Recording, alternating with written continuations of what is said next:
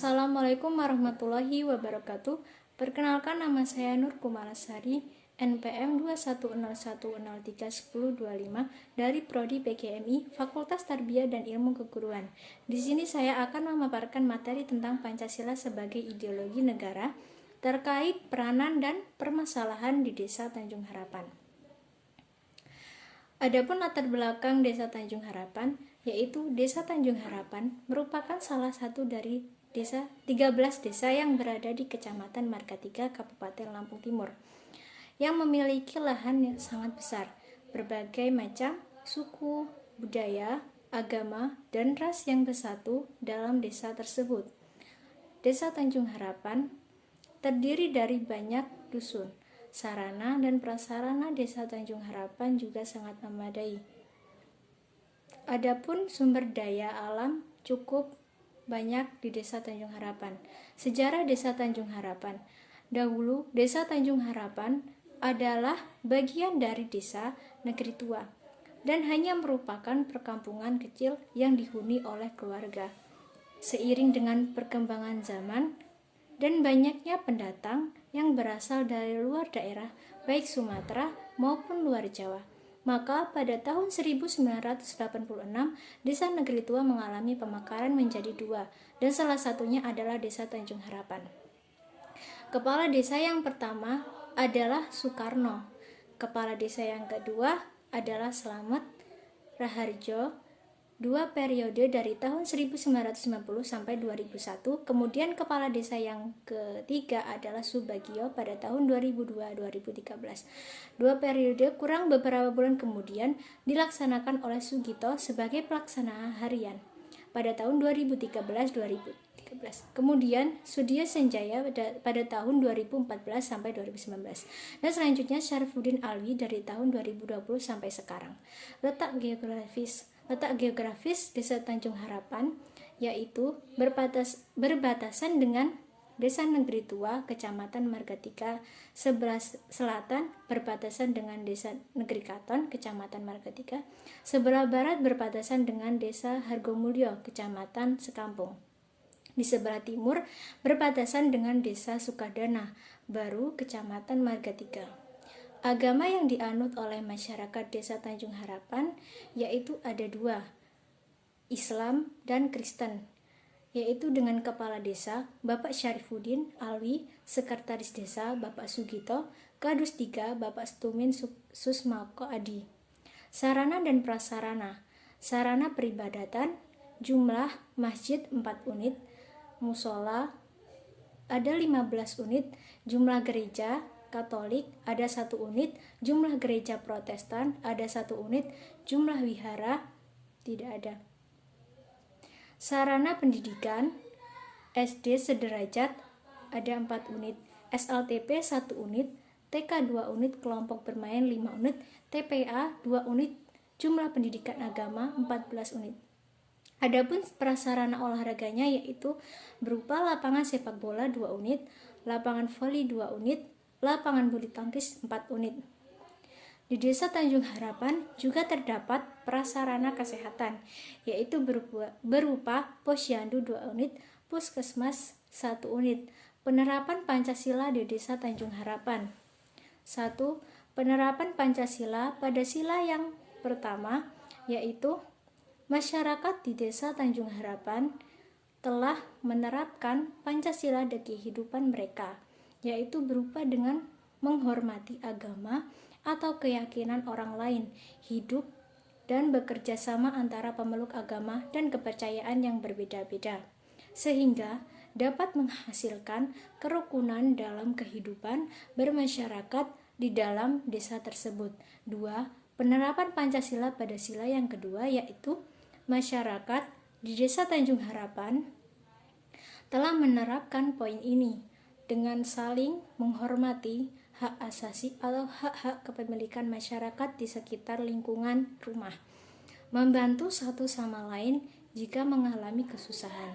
3. Penerapan Pancasila pada sila yang ketiga telah dilaksanakan oleh masyarakat Desa Tanjung Harapan, antara lain dengan menggunakan produk buatan dalam negeri, bekerja sama untuk kepentingan diri kita dan orang lain seperti gotong royong dan juga berteman dengan siapa saja dengan tidak membedakan dari suku, agama, dan ras yang berbeda.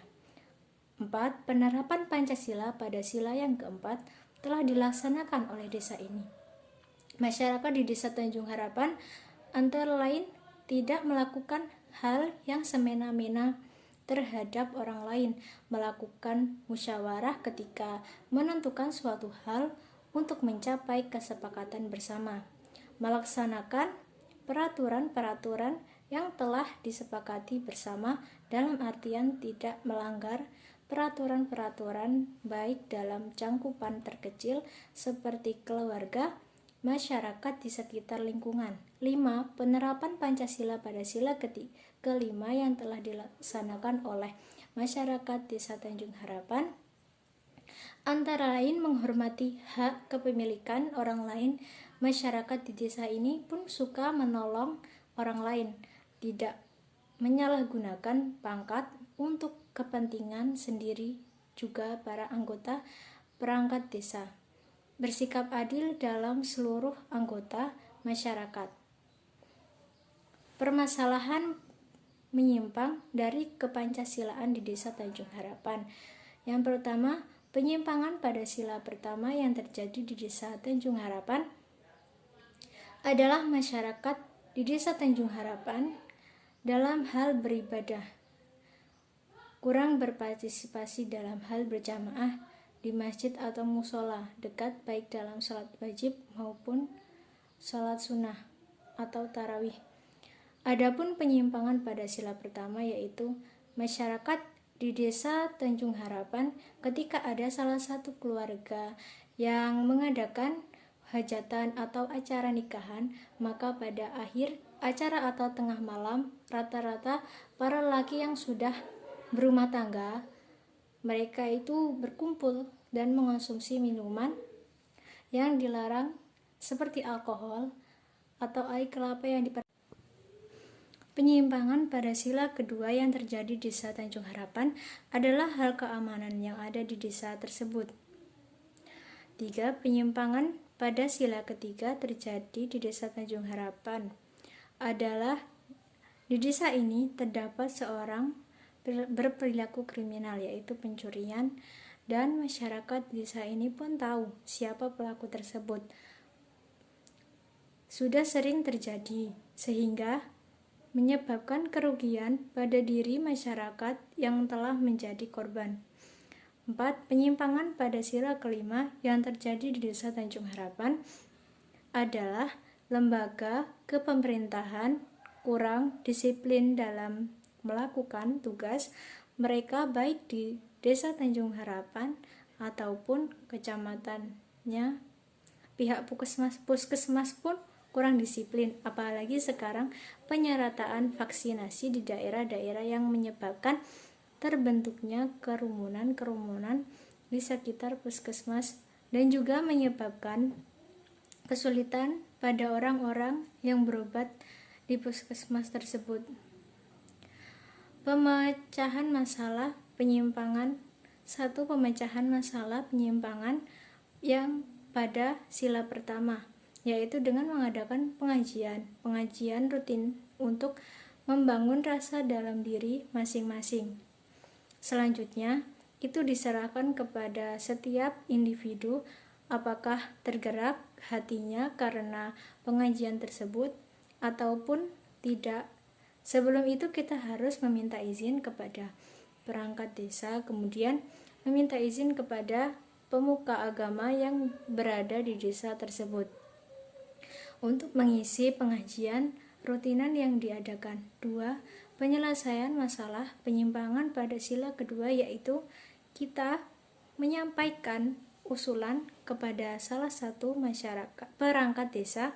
Ketika sudah disetujui, maka kita melakukan diskusi ke perangkat desa yang lainnya agar mencapai keputusan bersama. Setelah disetujui keputusan tersebut direalisasikan dengan menciptakan peraturan atau jadwal penjagaan dengan catatan jika tidak melakukan sesuai jadwal tanpa ada halangan yang izin maka akan didenda dengan nominal yang ditentukan, dan yang berhalangan hadir akan mengganti dengan jadwal yang lain di kemudian hari atau ketika sudah selesai dengan urusannya.